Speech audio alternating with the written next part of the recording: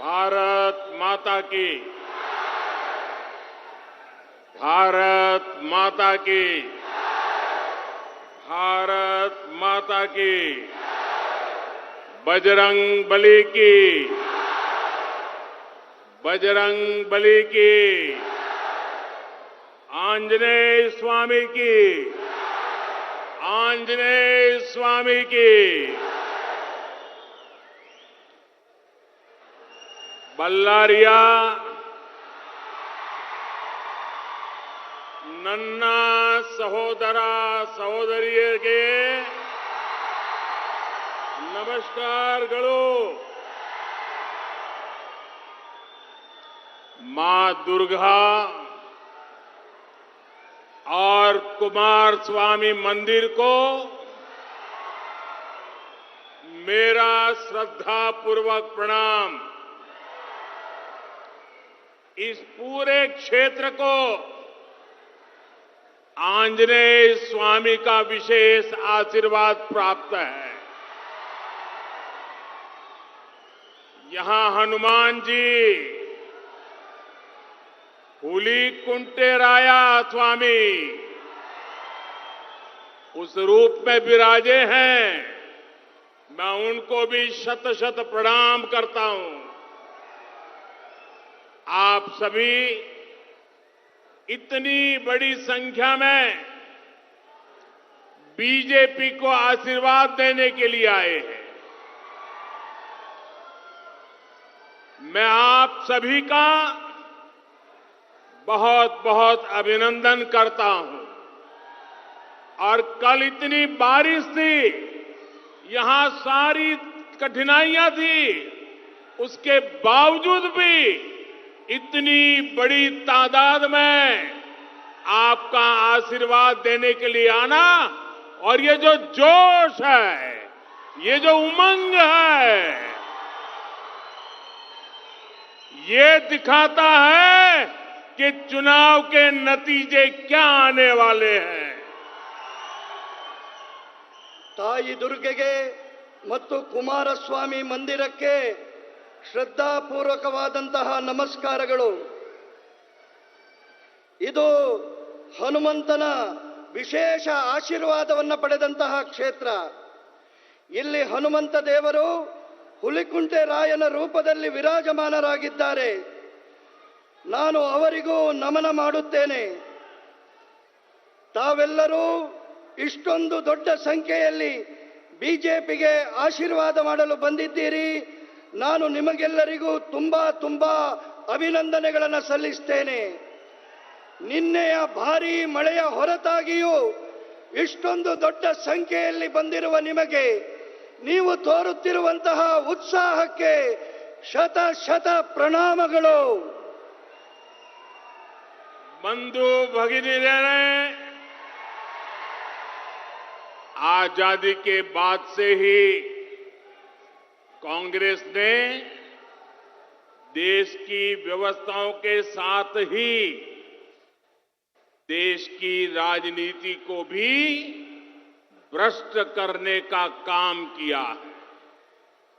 बीते कुछ वर्षों में कांग्रेस ने भारत की राजनीति में एक और बीमारी पैदा कर दी है।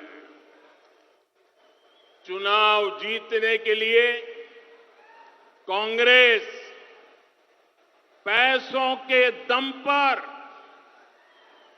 अपने इकोसिस्टम के दम पर झूठे नैरेटिव गढ़ती है। कांग्रेस की कोशिश होती है कि ऐसा करके वो जनता को भ्रमित कर दे। बीते कई चुनावों से कांग्रेस ऐसे ही झूठे नैरेटिव बनाकर, झूठे सर्वे कराकर अपनी झूठी वाहवाही कराती फिरती है। यहां कर्नाटका में भी कांग्रेस यही कर रही थी। लेकिन जिस तरह कर्नाटका के लोग बीजेपी को चुनाव जिता के लिए खुद जनता जनार्दन ने मोर्चा संभाल लिया है। कांग्रेस को समझ नहीं आ रहा कि हम नया क्या झूठ बोले, कौन सा झूठ गढ़े। ಬಂಧು ಭಗಿನಿಯರೇ, ಸ್ವಾತಂತ್ರ್ಯದ ನಂತರದಿಂದಲೇ ಕಾಂಗ್ರೆಸ್ ದೇಶದ ವ್ಯವಸ್ಥೆಯನ್ನು, ದೇಶದ ರಾಜನೀತಿಯನ್ನ ಭ್ರಷ್ಟ ಮಾಡುವ ಕೆಲಸ ಮಾಡುತ್ತಿದೆ. ಕಳೆದ ಕೆಲವು ವರ್ಷಗಳಿಂದ ಕಾಂಗ್ರೆಸ್ ಭಾರತದ ರಾಜಕೀಯದಲ್ಲಿ ಇನ್ನೊಂದು ರೋಗವನ್ನು ಹುಟ್ಟುಹಾಕಿದೆ. ಚುನಾವಣೆಯಲ್ಲಿ ಗೆಲ್ಲಲು ಕಾಂಗ್ರೆಸ್ ಹಣಬಲದ ಜೊತೆಗೆ ತನ್ನ ಸುಳ್ಳು ಹರಡುವ ಜಾಲದ ಮೂಲಕ ಸುಳ್ಳು ಸುದ್ದಿಗಳನ್ನು ಹುಟ್ಟುಹಾಕುತ್ತಿದೆ. ಕಾಂಗ್ರೆಸ್ಸಿನ ಪ್ರಯತ್ನ ಈ ರೀತಿಯ ಮೂಲಕ ಜನರನ್ನ ತಪ್ಪು ದಾರಿಗೆಳೆಯುವುದಾಗಿದೆ. ಕಳೆದ ಹಲವು ಚುನಾವಣೆಗಳಲ್ಲಿ ಕಾಂಗ್ರೆಸ್ ಹಲವು ಸುಳ್ಳು ಸುದ್ದಿಗಳನ್ನು ಮಾಡಿ ಸುಳ್ಳು ಚುನಾವಣಾ ಸರ್ವೆಗಳ ಮೂಲಕ ತನ್ನ ಸುಳ್ಳು ಪ್ರಶಂಸೆ ಮಾಡುತ್ತಾ ತಿರುಗಾಡುತ್ತಿದೆ. ಇಲ್ಲಿಯ ಕರ್ನಾಟಕದಲ್ಲಿಯೂ ಕಾಂಗ್ರೆಸ್ ಇದನ್ನೇ ಮಾಡುತ್ತಾ ಬಂದಿದೆ. ಆದರೆ ಈ ಬಾರಿಯ ಚುನಾವಣೆಯಲ್ಲಿ ಜನತೆ ಬಿಜೆಪಿಯನ್ನ ಗೆಲ್ಲಿಸಲು ಸ್ವತಃ ನೇತೃತ್ವವನ್ನು ತೆಗೆದುಕೊಂಡಿದ್ದು ನೋಡಿದಾಗ ಕಾಂಗ್ರೆಸ್ಸಿಗೆ ಭಯ ಹುಟ್ಟಿದೆ. ಯಾವ ಹೊಸ ಸುಳ್ಳು ಸುದ್ದಿಯನ್ನ ಹರಡಿಸುವುದು ಎಂದು ಗೊತ್ತಾಗದೆ ದಿಗ್ಭ್ರಮೆಯಲ್ಲಿದೆ. सहोदर सहोदरियरे, अब तक आप कर्नाटका के सभी दलों का घोषणा पत्र, मैनिफेस्टो देख चुके हैं, उसकी विवेचना भी कर चुके हैं. बीजेपी का मैनिफेस्टो उसके लिए वचन पत्र है, संकल्प पत्र है, जिसमें कर्नाटका को देश का नंबर 1 राज्य बनाने का रोड मैप है. आप बताओ मेरे भाइयों बहनों, कर्नाटका को नंबर 1 बनाना है? कर्नाटका को नंबर 1 बनाना है. और दूसरी तरफ कांग्रेस के घोषणा पत्र में क्या है? कांग्रेस के घोषणा पत्र में ढेर सारे झूठे वायदे. कांग्रेस का घोषणा पत्र मतलब तालाबंदी और तुष्टीकरण का बंडल है. कांग्रेस के पूरे घोषणा पत्र में क्या लिखा है? ये वापस ले लेंगे, ये हटा देंगे, वो निरस्त कर देंगे, उसे रोक देंगे, इस पर प्रतिबंध लगा देंगे. ये कर्नाटका की जनता को ये देने वाले हैं, यही इनका फोकस है. और अब तो कांग्रेस की हालत इतनी बुरी है, उनके पैर कांप रहे हैं. और इसलिए कांग्रेस को मेरे जय बजरंग बली बोलने पर भी आपत्ति होने लगी है. तुष्टीकरण के लिए कांग्रेस किस हद तक जा रही है, ये देश और कर्नाटका के लोग देख रहे हैं. ಸಹೋದರ ಸಹೋದರಿಯರೇ, ಈಗಾಗಲೇ ನೀವು ಕರ್ನಾಟಕದ ಎಲ್ಲ ಪಕ್ಷಗಳ ಚುನಾವಣಾ ಪ್ರಣಾಳಿಕೆ ನೋಡಿದ್ದೀರಿ, ಅದರ ವಿಮರ್ಶೆ ಮಾಡಿದ್ದೀರಿ. ಬಿಜೆಪಿಗೆ ಚುನಾವಣಾ ಪ್ರಣಾಳಿಕೆ ಕರ್ನಾಟಕವನ್ನ ದೇಶದ ನಂಬರ್ 1 ರಾಜ್ಯ ಮಾಡುವ ಮಾರ್ಗಸೂಚಿಯ ಸಂಕಲ್ಪ ಪತ್ರವಾಗಿದೆ. ಆದರೆ ಕಾಂಗ್ರೆಸ್ಸಿನ ಘೋಷಣಾ ಪತ್ರದಲ್ಲಿ ಏನಿದೆ? ಕಾಂಗ್ರೆಸ್ಸಿನ ಘೋಷಣಾ ಪತ್ರ ಸುಳ್ಳು ಆಶ್ವಾಸನೆಗಳಿಂದ ತುಂಬಿದೆ. ಕಾಂಗ್ರೆಸ್ಸಿನ ಘೋಷಣಾ ಪತ್ರ ನಿಷೇಧ ಮತ್ತು ತುಷ್ಟೀಕರಣಗಳ ಕಂತೆಯಾಗಿದೆ. ಕಾಂಗ್ರೆಸ್ಸಿನ ಪೂರ್ಣ ಪ್ರಣಾಳಿಕೆಯಲ್ಲಿ ಇದನ್ನು ವಾಪಸ್ ತೆಗೆದುಕೊಳ್ಳುತ್ತೇವೆ, ಅದನ್ನು ಬಿಡುತ್ತೇವೆ, ಅದಕ್ಕೆ ನಿಷೇಧ ಹಾಕ್ತೇವೆ, ಇದನ್ನು ನಿಲ್ಲಿಸ್ತೇವೆ ಅಂತ ಹೇಳುವಂಥದ್ದನ್ನು ಬಿಟ್ಟರೆ ಬೇರೆ ಏನೂ ಇಲ್ಲ. ಈಗ ಕಾಂಗ್ರೆಸ್ಸಿನ ಬುಡವೇ ಅಲ್ಲಾಡುತ್ತಿದೆ. ಕಾಂಗ್ರೆಸ್ಸಿಗೆ ನಾನು ಬಜರಂಗ ಬಲಿ ಹೇಳುವುದರಲ್ಲಿಯೂ ಆಪತ್ತು ಕಾಣುತ್ತಿದೆ. ಕಾಂಗ್ರೆಸ್ ತುಷ್ಟೀಕರಣಕ್ಕಾಗಿ ಯಾವ ಹಂತಕ್ಕೂ ಇಳಿಯಬಲ್ಲದು ಅನ್ನುವುದನ್ನ ದೇಶದ ಮತ್ತು ಕರ್ನಾಟಕದ ಜನತೆ ನೋಡುತ್ತಿದೆ. बंधु भगिनियरे, कर्नाटका को देश का नंबर 1 राज्य बनाने के लिए सुरक्षा व्यवस्था, लॉ एंड ऑर्डर सबसे प्रमुख आवश्यकता है. कर्नाटका का आतंकवाद से मुक्त रहना भी उतना ही जरूरी है. बीजेपी हमेशा से आतंकवाद के खिलाफ कठोर रही है, लेकिन जब भी आतंकवाद पर कार्रवाई होती है, कांग्रेस के पेट में दर्द होने लगता है. ಬಂಧು ಭಗಿನಿಯರೇ, ಕರ್ನಾಟಕವನ್ನ ದೇಶದ ನಂಬರ್ 1 ರಾಜ್ಯ ಮಾಡಬೇಕಾದರೆ ಸುರಕ್ಷೆಯ ವ್ಯವಸ್ಥೆ, ಕಾನೂನಿನ ವ್ಯವಸ್ಥೆಗೆ ಪ್ರಥಮ ಆದ್ಯತೆಯನ್ನು ನೀಡಬೇಕಾಗಿದೆ. ಕರ್ನಾಟಕ ಆತಂಕವಾದದಿಂದ ಮುಕ್ತವಾಗಿರುವುದಕ್ಕೆ ಈ ಎಲ್ಲ ಕ್ರಮಗಳ ಅವಶ್ಯಕತೆ ಇದೆ. ಬಿಜೆಪಿ ಯಾವತ್ತೂ ಕೂಡ ಭಯೋತ್ಪಾದನೆಯ ವಿರುದ್ಧ ಕಠೋರ ನಿರ್ಧಾರಗಳನ್ನು ತೆಗೆದುಕೊಳ್ಳುತ್ತದೆ.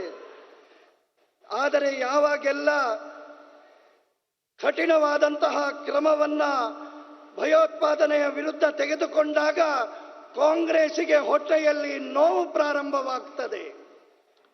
बंधु भगिनियरे,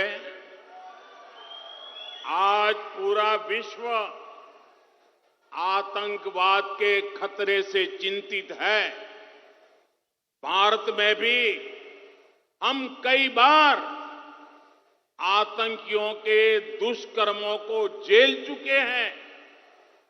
इन हमलों में कितने ही निर्दोष नागरिक मारे गए हैं.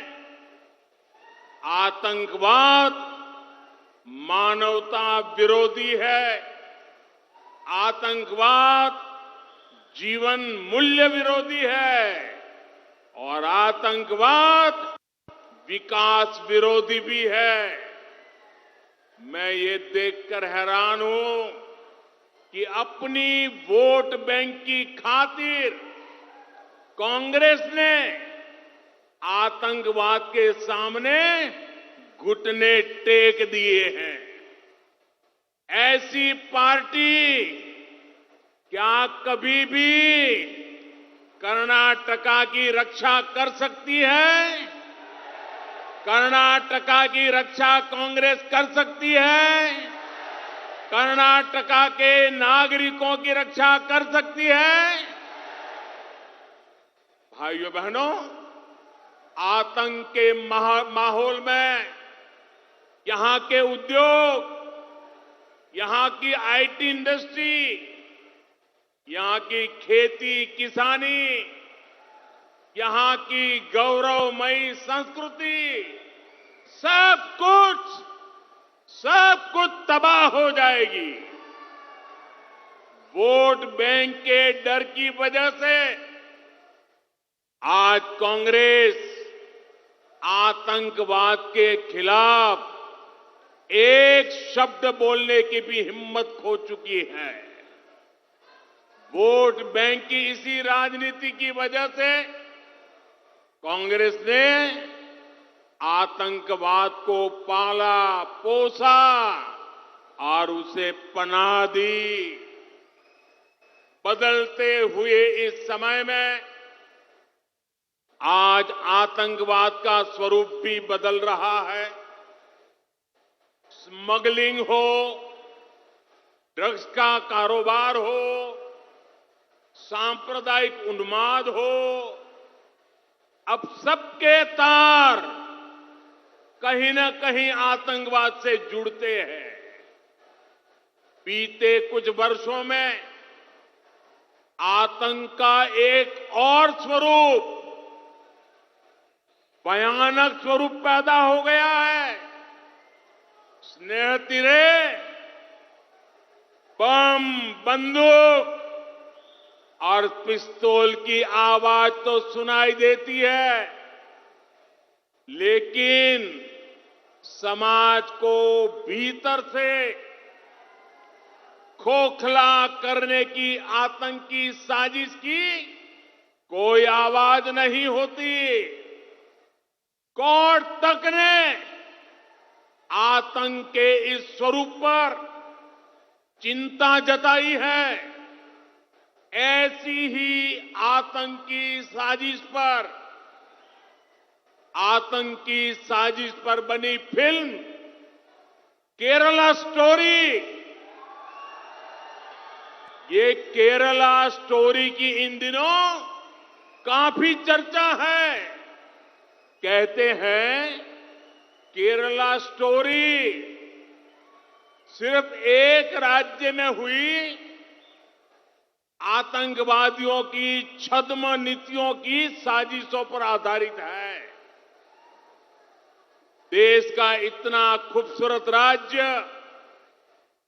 जहां के लोग इतने परिश्रमी और प्रतिभाशाली होते हैं, उस केरला के में चल रही आतंकी साजिश का खुलासा ये केरला स्टोरी फिल्म में, केरला फाइल्स फिल्म में उसे किया गया है। और देश का दुर्भाग्य देखिए कि कांग्रेस आज समाज को तहस नहस करने वाली इस आतंकी प्रवृत्ति के साथ खड़ी हुई नजर आ रही है। इतना ही नहीं, ऐसी आतंकी प्रवृत्ति वालों से कांग्रेस पिछले दरवाजे से राजनीतिक सौदेबाजी तक कर रही है। कर्नाटका के लोगों को इसलिए कांग्रेस से बहुत ही सावधान रहने की जरूरत है। ಬಂಧು ಭಗಿನಿಯರೇ, ಇವತ್ತು ಇಡೀ ವಿಶ್ವ ಆತಂಕದ ಭಯದಿಂದ ಚಿಂತಿತವಾಗಿದೆ. ಭಾರತ ಇಂತಹ ಆತಂಕದ ದುಷ್ಕರ್ಮಗಳನ್ನು ಅನುಭವಿಸಿದೆ. ಈ ಆಕ್ರಮಣದಿಂದಾಗಿ ಎಷ್ಟೋ ನಿರ್ದೋಷಿ ನಾಗರಿಕರು ತಮ್ಮ ಪ್ರಾಣವನ್ನು ಕಳಕೊಂಡಿದ್ದಾರೆ. ಆತಂಕವಾದ ಮಾನವತೆಯ ವಿರೋಧಿ, ಜೀವನ ಮೌಲ್ಯಗಳ ವಿರೋಧಿ, ಆತಂಕವಾದ ವಿಕಾಸದ ವಿರೋಧಿಯೂ ಕೂಡ. ನಾನು ಇದನ್ನು ನೋಡಿ ಆಶ್ಚರ್ಯ ಪಡ್ತೇನೆ. ನಮ್ಮ ವೋಟ್ ಬ್ಯಾಂಕ್ ರಾಜಕೀಯಕ್ಕೋಸ್ಕರ ಕಾಂಗ್ರೆಸ್ ಆತಂಕವಾದದ ಮುಂದೆ ಮಂಡಿಯೂರಿ ಕುಳಿತಿದೆ.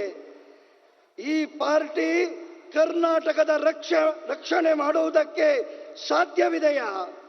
ಆತಂಕದ ವಾತಾವರಣದಲ್ಲಿ ಉದ್ಯೋಗ, ಐಟಿ, ಬಿಟಿ, ಕೃಷಿ, ಇಲ್ಲಿಯವರೆಗೆ ನಮ್ಮ ಗೌರವಮಯವಾದಂತಹ ಸಂಸ್ಕೃತಿ ಇದು ಕೂಡ ನಷ್ಟವಾಗುತ್ತದೆ. ವೋಟ್ ಬ್ಯಾಂಕಿನ ಭಯದಿಂದಾಗಿ ಇವತ್ತು ಕಾಂಗ್ರೆಸ್ ಆತಂಕವಾದದ ವಿರುದ್ಧ ಒಂದು ಶಬ್ದವನ್ನು ಕೂಡ ಮಾತನಾಡುವುದಕ್ಕೆ ತಯಾರಿಲ್ಲ. ವೋಟ್ ಬ್ಯಾಂಕಿನ ಈ ರಾಜನೀತಿಯ ಕಾರಣದಿಂದ ಕಾಂಗ್ರೆಸ್ಸಿನ ಆತಂಕವಾದವನ್ನ ಪಾಲನೆ ಪೋಷಣೆಯನ್ನ ಮಾಡಿದೆ. ಬದಲಾಗುತ್ತಿರುವ ಈ ಸಮಯದಲ್ಲಿ ಆತಂಕವಾದದ ಸ್ವರೂಪವೂ ಕೂಡ ಬದಲಾಗುತ್ತಿದೆ. ಸ್ಮಗ್ಲಿಂಗ್, ಡ್ರಗ್ನ ವ್ಯವಹಾರಗಳು, ಸಾಂಪ್ರದಾಯಿಕ ಉನ್ಮಾದ ಇವತ್ತು ಈ ವಿಷಯಗಳ ಜೊತೆಗೆ ಸಂಬಂಧವನ್ನು ಹೊಂದಿದೆ. ಕಳೆದ ಕೆಲವು ವರ್ಷಗಳಿಂದ ಆತಂಕದ ಹೊಸ ಒಂದು ಸ್ವರೂಪ ಜನ್ಮ ತಾಳಿದೆ. ಬಾಂಬ್, ಬಂದೂಕು, ಪಿಸ್ತೂಲ್ನ ಶಬ್ದಗಳು ಕೇಳುತ್ತವೆ. ಆದರೆ ಸಮಾಜದ ಮಧ್ಯೆ ಇದ್ದು ಷಡ್ಯಂತ್ರವನ್ನ ಮಾಡುವಂತಹ ಇಂತಹ ವ್ಯಕ್ತಿಗಳ ವ್ಯವಸ್ಥೆಯ ಸ್ವರ ಕೇಳುವುದಿಲ್ಲ. ಕರ್ನಾಟಕದಲ್ಲಿ ಆತಂಕದ ಈ ಸ್ವರೂಪ ಚಿಂತೆಯನ್ನು ಉಂಟು ಮಾಡಿದೆ. ಇಂತಹದ್ದೇ ಆತಂಕದ ಷಡ್ಯಂತ್ರದ ಬಗ್ಗೆ ಒಂದು ಸಿನಿಮಾ ಕೇರಳ ಸ್ಟೋರಿ ಅಂತ ಹೇಳುವಂಥದ್ದು ಬಹಳ ಚರ್ಚೆಯಲ್ಲಿದೆ. ಹೇಳ್ತಾರೆ ಕೇರಳ ಸ್ಟೋರಿ ಕೇವಲ ಒಂದು ರಾಜ್ಯದ ಆತಂಕದ ಷಡ್ಯಂತ್ರಗಳ ಮೇಲೆ ಆಧಾರಿತವಾಗಿದೆ. ದೇಶದ ಇಂತಹ ಒಂದು ಸುಂದರ ರಾಜ್ಯ, ಅಲ್ಲಿಯ ಜನರು ಪರಿಶ್ರಮಿಗಳು, ಪ್ರತಿಭಾಶಾಲಿಗಳು. ಆದರೆ ಇಂತಹ ಕೇರಳದಲ್ಲಿ ಆತಂಕದ ಷಡ್ಯಂತ್ರದ ಬೆಳಕು ತರುತ್ತಿರುವ ಈ ಸಿನಿಮಾದ ಬಗ್ಗೆ ಕಾಂಗ್ರೆಸ್ ಒಂದು ಶಬ್ದವನ್ನು ಮಾತನಾಡುತ್ತಿಲ್ಲ. ಬದಲಾಗಿ ಇಂತಹ ಆತಂಕ ಪ್ರವೃತ್ತಿಯ ಜೊತೆಗೆ ನಿಂತಿದೆ. ಇಷ್ಟು ಮಾತ್ರವಲ್ಲ, ಈ ದೇಶದ ಆತಂಕದ ಷಡ್ಯಂತ್ರವನ್ನ ಮಾಡುವವರ ಜೊತೆಗೆ ಕಾಂಗ್ರೆಸ್ ಹಿಂಬಾಗಿಲಿನಿಂದ ರಾಜಕೀಯ ಒಪ್ಪಂದವನ್ನ ಮಾಡ್ತಾ ಇದೆ. ಕರ್ನಾಟಕದ ಜನತೆ ಈ ಕಾರಣಕ್ಕಾಗಿ ಎಚ್ಚರ ವಹಿಸಬೇಕಾದಂತಹ ಅಗತ್ಯವಿದೆ. ಸಹೋದರ ಸಹೋದರಿಯರೇ, येदियुरप्पा जी और बोम्मई जी के नेतृत्व में डबल इंजन सरकार को सिर्फ 3.5 साल सेवा का अवसर मिला है। जब यहां कांग्रेस की सरकार थी तो उसने कर्नाटका के विकास के बजाय भ्रष्टाचार को ही प्राथमिकता दी। इसका कारण क्या था? इसका कारण कांग्रेस के पूर्व प्रधानमंत्री श्रीमान राजीव गांधी ने खुद ये बताया था। श्रीमान राजीव गांधी ने कहा था कि अगर उनकी सरकार दिल्ली से 100 पैसे भेजती है तो 15 पैसा ही गरीब तक पहुंचता है। ये उन्होंने खुद ने कहा था। यानी एक तरह से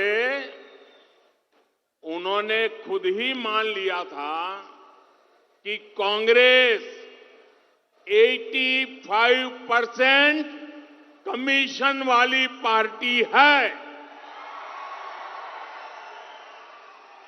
आज भी कांग्रेस की पहचान 85% कमीशन खाने वाली पार्टी की है।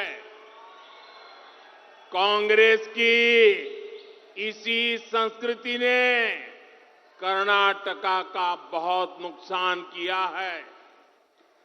ಸಹೋದರ ಸಹೋದರಿಯರೇ, ಯಡಿಯೂರಪ್ಪರವರು ಮತ್ತು ಬೊಮ್ಮಾಯಿಯವರ ನೇತೃತ್ವದ ಡಬಲ್ ಇಂಜಿನ್ ಸರ್ಕಾರಕ್ಕೆ ಕೇವಲ 3.5 ವರ್ಷಗಳ ಸೇವೆ ಮಾಡುವ ಅವಕಾಶ ಲಭಿಸಿತು.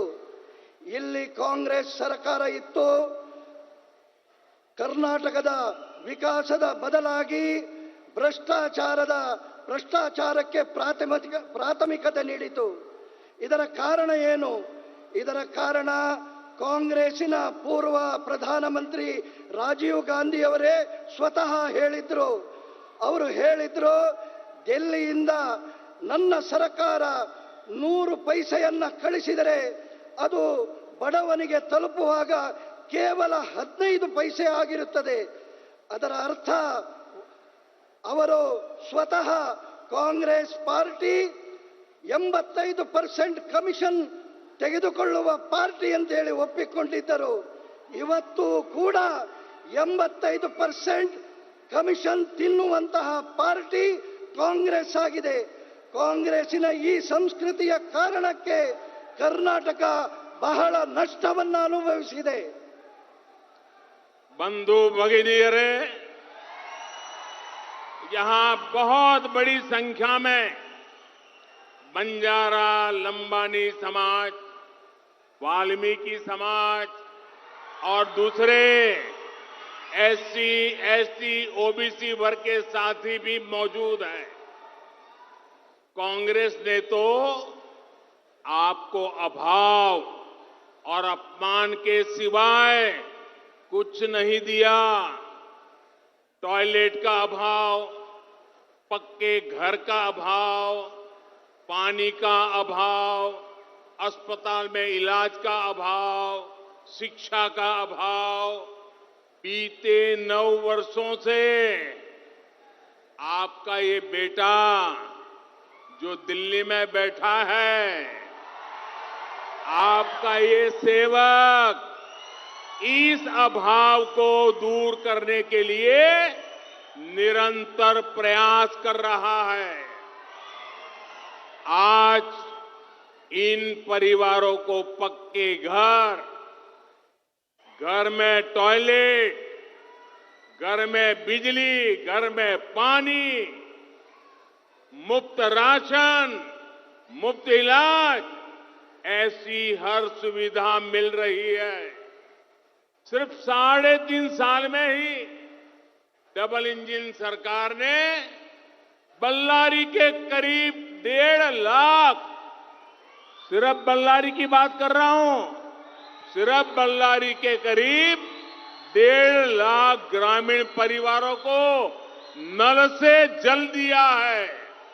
हमारी सरकार ने पहली बार बंजारा, गुमंतु, अर्ध गुमंतु हमारे साथियों के लिए अलग वेलफेयर बोर्ड बनाया है। मैं तो येदियुरप्पा जी और बोम्मई जी की भी प्रशंसा करूंगा कि उन्होंने सिर्फ 3.5 वर्षों में हजारों बंजारा लंबानी साथियों को हक्कू पत्र दिया, तांडा बस्तियों को गांव का दर्जा दिया। कांग्रेस ने तो इनको भी भुला दिया था। ಬಂಧು ಭಗಿನಿಯರೇ, ಇಲ್ಲಿ ಬಹಳ ದೊಡ್ಡ ಸಂಖ್ಯೆಯಲ್ಲಿ ಬಂಜಾರ, ಲಂಬಾಣಿ ಸಮಾಜದ, ವಾಲ್ಮೀಕಿ ಸಮಾಜದ ಮತ್ತು ಇತರ ಎಸ್ಸಿ, ಎಸ್ಟಿ, ಓಬಿಸಿ ವರ್ಗದ ಸ್ನೇಹಿತರು ಹಾಜರಿದ್ದೀರಿ. ಕಾಂಗ್ರೆಸ್ಸಿನವರು ನಿಮಗೆ ಕೊರತೆ ಮತ್ತು ಅಪಮಾನವನ್ನು ಬಿಟ್ಟರೆ ಬೇರೆ ಏನನ್ನೂ ಕೊಟ್ಟಿಲ್ಲ. ಶೌಚಾಲಯದ ಅಭಾವ, ಮನೆಗಳ ಅಭಾವ, ನೀರಿನ ಅಭಾವ, ಆಸ್ಪತ್ರೆಯ ಅಭಾವ,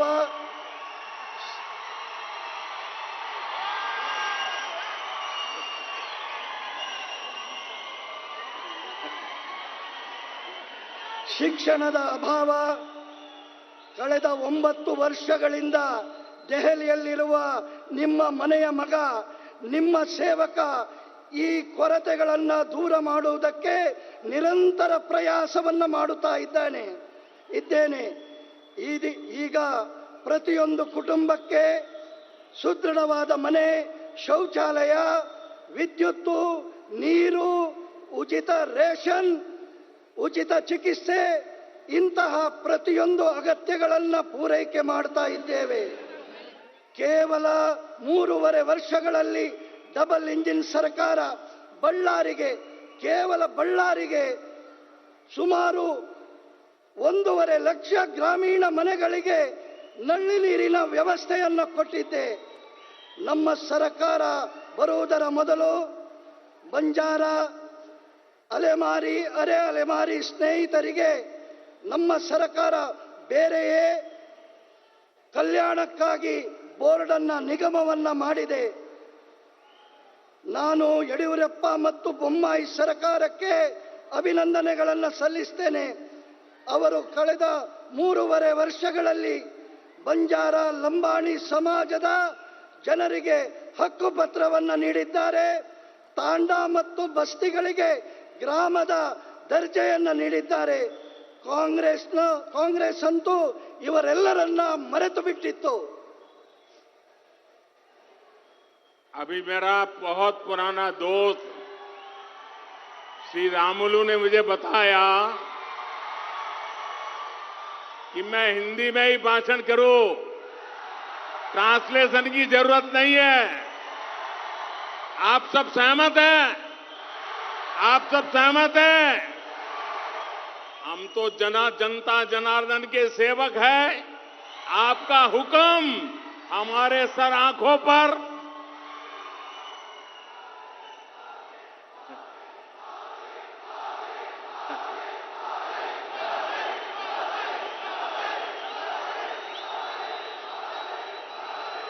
बेल्लारी का ये प्यार, बेल्लारी का ये जोश, बेल्लारी का ये उमंग मैं कभी भूल नहीं सकता हूं दोस्तों। बंधु भगिनियरे, हमारे देश की आजादी में, हमारे देश के विकास में देश के आदिवासी समाज का बहुत बड़ा योगदान रहा है। लेकिन कांग्रेस ने ना आदिवासी समाज को सशक्त किया और न ही कांग्रेस आदिवासी संस्कृति पर गौरव करने को तैयार है। स्वतंत्रता संग्राम में आदिवासी समाज के योगदान को भी कांग्रेस ने कभी देश की जनता के सामने नहीं आने दिया। जब बीजेपी ने, मेरे प्यारे साथियों ये बात सुन लीजिए, मेरे दिल में बहुत दर्द है और वो दर्द मैं आज आपके सामने रखना चाहता हूं। जब बीजेपी ने आजादी के बाद पहली बार गरीब घर से, जंगलों से आई हुई एक आदिवासी महिला को राष्ट्रपति पद का उम्मीदवार बनाया, राष्ट्रपति पद का उम्मीदवार बनाया, तो कांग्रेस ने उनका भी विरोध किया। क्या ऐसी कांग्रेस को माफ कर सकते हैं? जो आदिवासी को अपमानित करे उनको माफ कर सकते हैं? एक आदिवासी महिला को स्वीकार न करे ऐसी कांग्रेस को माफ कर सकते हैं? और साथियों, राजनीति समझिए। कांग्रेस का ये विरोध भाजपा के खिलाफ होता तो मुझे कुछ नहीं कहना है, ये बीजेपी के खिलाफ नहीं था, क्योंकि उन्होंने जो उम्मीदवार खड़ा किया था वो तो पुराना बीजेपी वाला ही था। सालों से वो बीजेपी में काम करता था, बीजेपी सरकार में मंत्री था और कांग्रेस ने उसको उम्मीदवार बना दिया। इसका मतलब राष्ट्रपति के चुनाव में कांग्रेस का बीजेपी से विरोध नहीं था, कांग्रेस का आदिवासी महिला राष्ट्रपति उम्मीदवार का विरोध था। ऐसी कांग्रेस को सजा करने के लिए चुनाव है भाइयों। करोगे सजा? कांग्रेस को सजा करोगे? पूरी ताकत से करोगे? बंधु भगिनी, आज मैं आपके सामने एक और बहुत ही गंभीर विषय उठाने जा रहा हूं। यह विषय बड़ा गंभीर है। आप जानते हैं कि अभी सूडान में लड़ाई चल रही थी, अंदर अंदर लड़ाई चल रही थी, कहीं से भी गोली चलती थी, कहीं से पर बम फूटता था, घर के बाहर मुंडी निकालना मुश्किल था। हमारे हजारों भारतीय भाई बहन सूडान में फंस गए थे और उसमें हमारे कर्नाटका के भाई बहन भी सैकड़ों में की संख्या में थे और ज्यादातर हमारे कर्नाटका के भाई बहन हक्की पिक्की आदिवासी समुदाय से थे। सूडान में गृह युद्ध की स्थिति ऐसी है कि बड़े बड़े देशों ने भी अपने नागरिकों को वहां से निकालने से मना कर दिया था। बावजूद इसके भारत सरकार अपनी कोशिशों में लगी हुई थी। हमने पूरी वायुसेना लगा दी, नौसेना को खड़ा कर दिया। हमने मां कावेरी अम्मा के आशीर्वाद से ऑपरेशन कावेरी चलाया।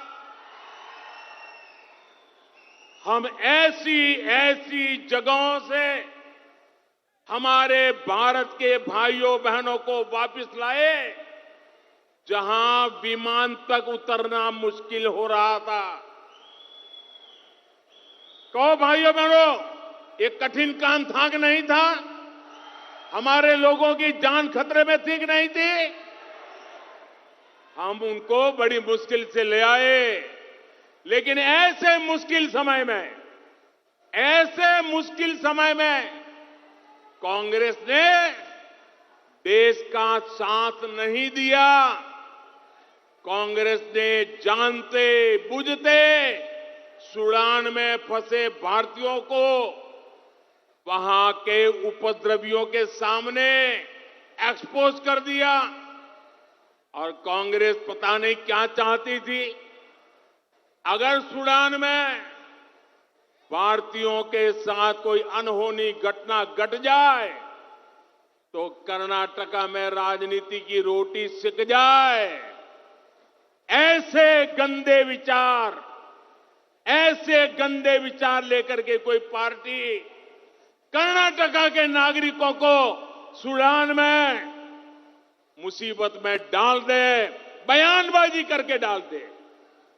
क्या यही है कांग्रेस की देश की लोगों के प्रति संवेदनशीलता? और साथियों, ये राजनीतिक ओछापन दिखाते हुए कांग्रेस भूल गई ये मोदी है।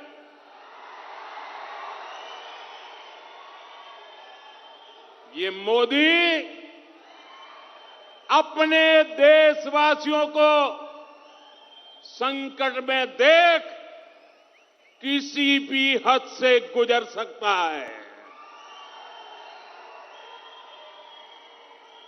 ये हमारी सरकार है जो पाकिस्तान के चंगुल से अपने एयरफोर्स के जांबाज अभिनंदन को घंटों में ही छुड़ा कर लाई थी।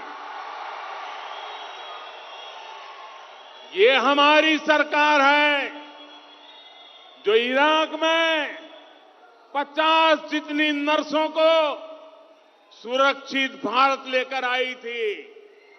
ये हमारी सरकार है जो अफगानिस्तान में किडनैप हुए फादर एलेक्स प्रेम कुमार को सुरक्षित भारत लेकर आई थी। ये हमारी सरकार है जिसने यमन संकट के दौरान वहां फंसे हजारों भारतीयों को बाहर निकाल करके वापस लाए थे। ये हमारी सरकार है जिसने कोरोना के समय वंदे भारत अभियान चलाकर लाखों भारतीयों की घर वापसी कराई। अभी यूक्रेन युद्ध के समय भी हमारी सरकार ही हजारों विद्यार्थियों को वहां से सुरक्षित बाहर निकाल करके ले आई। संकट के समय में राजनीति करने की इस प्रवृत्ति की कांग्रेस को अब इस चुनाव में भारी कीमत चुकानी पड़ेगी। सहोदर सहोदरियों, बीजेपी सरकार आज कर्नाटका को विकास की उस ऊंचाई पर ले जा रही है जिसका वो हमेशा हकदार रहा है। बीते वर्षों में जो आधुनिक इंफ्रास्ट्रक्चर का निर्माण यहां हुआ है, वो यहां विकास को और गति दे रहा है। यहां 4 लेन के हाईवे पर तेजी से काम चल रहा है। इसमें बेंगलुरु आने जाने में लगने वाला समय बहुत कम हो जाएगा। यहां एयरपोर्ट के लिए भी स्वीकृति मिल चुकी है। बल्लारी हुबली रेल लाइन का बिजलीकरण भी पूरा हो चुका है। इस वर्ष के केंद्रीय बजट में रिकॉर्ड 10 लाख करोड़ रुपए का बजट इंफ्रास्ट्रक्चर के लिए हमने रखा है। जब रेल, रोड, एयरपोर्ट, पोर्ट, गरीबों के लिए घर, बच्चों के लिए स्कूल, कॉलेज, अस्पताल, ये सब बनता है तो स्टील, सीमेंट, पेंट, इनकी भी बहुत डिमांड बढ़ जाती है। बल्लारी की पहचान तो स्टील सिटी के तौर पर भी है। इसलिए इंफ्रास्ट्रक्चर पर जितना ज्यादा निवेश होगा, उतना ज्यादा पैसा बल्लारी आएगा, उतना ही अधिक मेरे नौजवानों के लिए रोजगार बनेंगे। सहोदर सहोदरियों रे, कोरोना की रुकावटों के बावजूद 3.5 साल के समय में डबल इंजन सरकार ने बहुत कुछ किया है, लेकिन हम इतने से संतुष्ट होने वालों में से नहीं है। अभी हमें परिश्रम की पराकाष्ठा करनी है। अभी हमें कर्नाटका को नंबर 1 बनाने के लिए दिन रात मेहनत करनी है। और इसलिए कर्नाटका को नंबर 1 बनाने के लिए, कर्नाटका को नंबर 1 बनाने के लिए ई बारिया निर्धारा, ई बारिया निर्धारा, ई बारिया निर्धारा, ई बारिया निर्धारा पूर्ण बहुमत दा बीजेपी सरकार। भाइयों बहनों, अब 2 दिन 3 दिन के बाद प्रचार का मत पूरा हो जाएगा। अब 10 तारीख को बहुत कम दिन बचे हैं। क्या आप इस सभा के बाद पोलिंग बूथ पर बराबर काम करेंगे? जोर से बताए, करेंगे? घर घर जाएंगे, बूथ पर डट जाएंगे, बूथ को जिता करके लाएंगे, बूथ में कमल को खिलाएंगे, ज्यादा से ज्यादा मतदान कराएंगे, कमल के निशान पर बटन दबाएंगे। भाइयों बहनों, ये सब तो आप करेंगे और इसके लिए मैं आपका अभिनंदन करता हूं, लेकिन मेरा काम करेंगे क्या?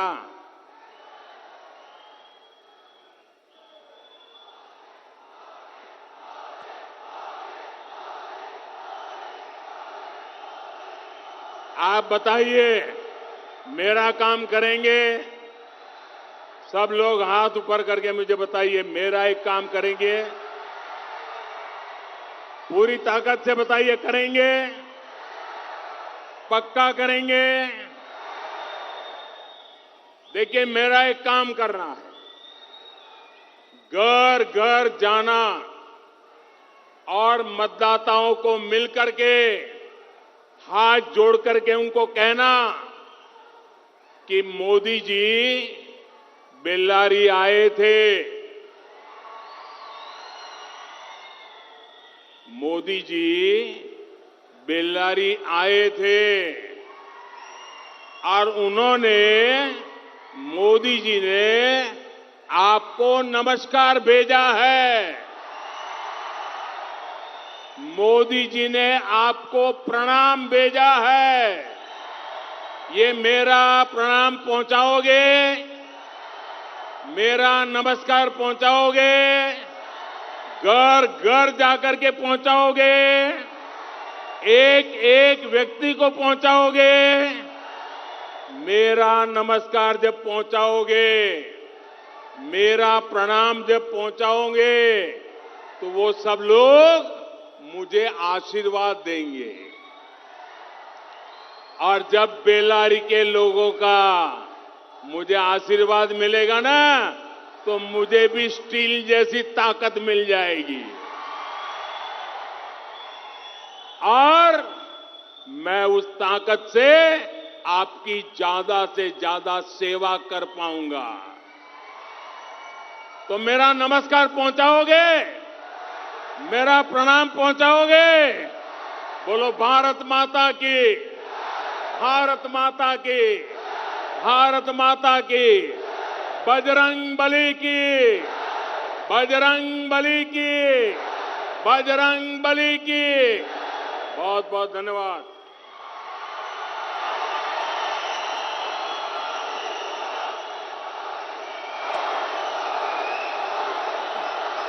ನಮ್ಮೆಲ್ಲರನ್ನು ಉದ್ದೇಶಿಸಿ ಮಾತಾಡಿರುವಂತಹ